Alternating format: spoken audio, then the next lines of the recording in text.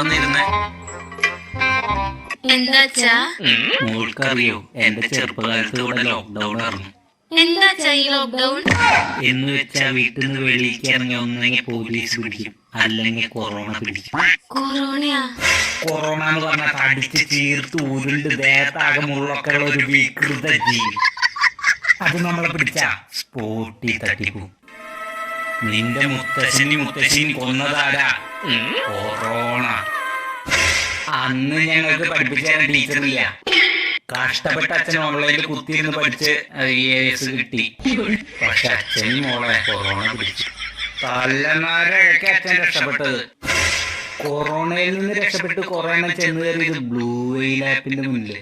കുറെ എണ്ണം അങ്ങനെ പോയി. ഇതൊന്നല്ല, ടിക്ടോക്ക് എന്ന് പറഞ്ഞ ആപ്പിലെ സെലിബ്രിറ്റി ആയിരുന്നു നിന്റെ